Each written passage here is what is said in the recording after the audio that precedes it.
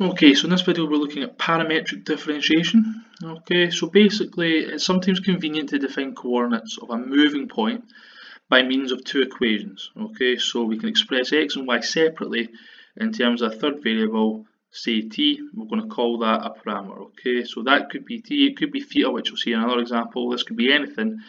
Generally, most often you'll see it as t.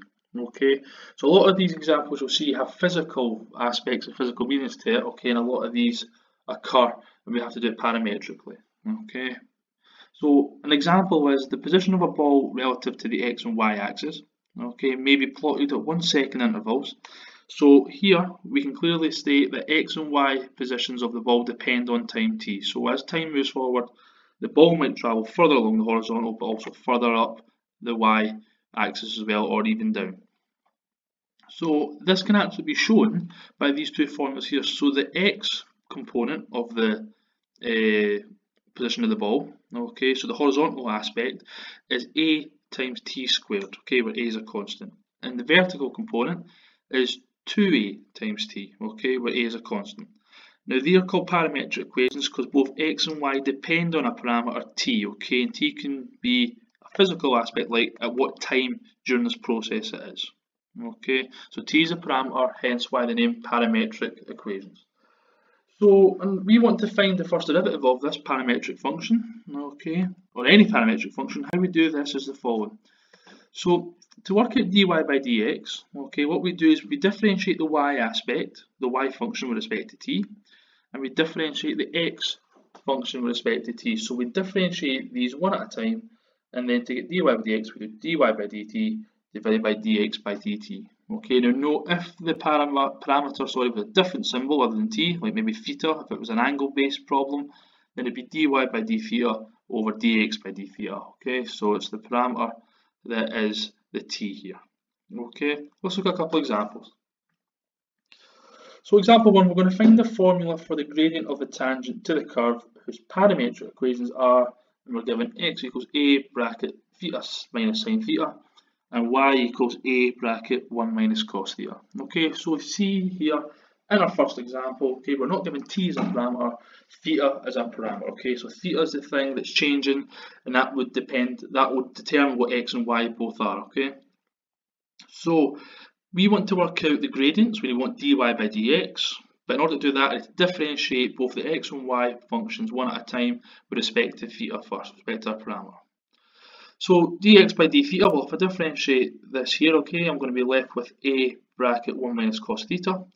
If I differentiate the y, okay, I'm left with a sine theta there.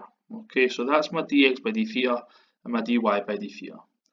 Now dy by dx, okay, that equals dy by d theta divided by dx by d theta. Okay, so the y on top, the x on the bottom. Therefore, I'm going to substitute what I found when I differentiate them both into this formula. So on the top I'm going to get a sine theta, that was my dy by d theta. On the bottom I'm going to get a bracket 1 minus cos theta. We can maybe spot the a's cancel here, so I'm left with sine theta over 1 minus cos theta.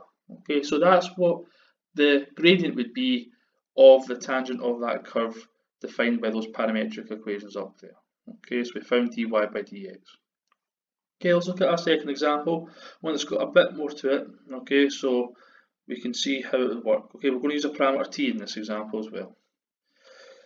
So we're going to find the coordinates of the points on the curve x equals 1 minus t squared and y equals t cubed plus t, at which the gradient is 2. So we know the gradient is 2, we want to work out what the coordinates would be when the gradient is 2 of the curve.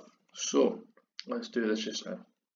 Well, solution, well, I need to get dy by dx and equate that to the gradient, which is 2. Okay, so I need to differentiate both of these first, okay, then find dy by dx. So dx by dt, okay, parameters t here, so dx by dt is negative 2t.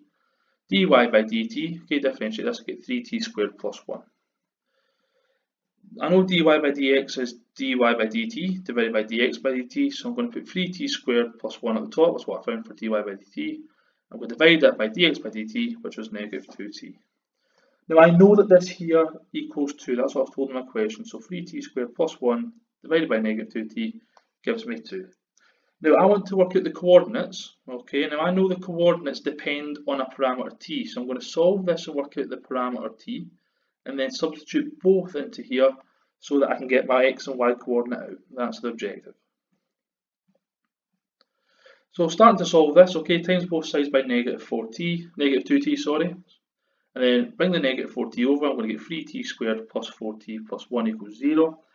Factorise that, okay, I'm left with in a bracket t plus 1 multiplying another bracket 3t plus 1, sorry, equals 0. And if I solve for that, I get my two values of a parameter, which is t equals negative 1 and t equals negative a third.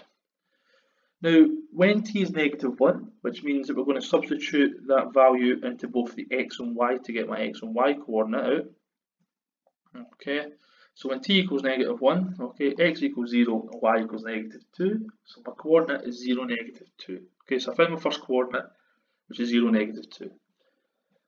Also need to substitute t equals negative a third in, and when I do that, x becomes 8 over 9, and y equals negative 10 over 27. Therefore, my coordinate is 8 over 9 and negative 10 over 27. Okay, so that's me found the two coordinates when the gradient of that curve was equal to 2. The main thing for this question, the main thing for today, is that we focus on working out how to get dy by dx using the formula dy by dt divided by dx by dt. Okay, thank you.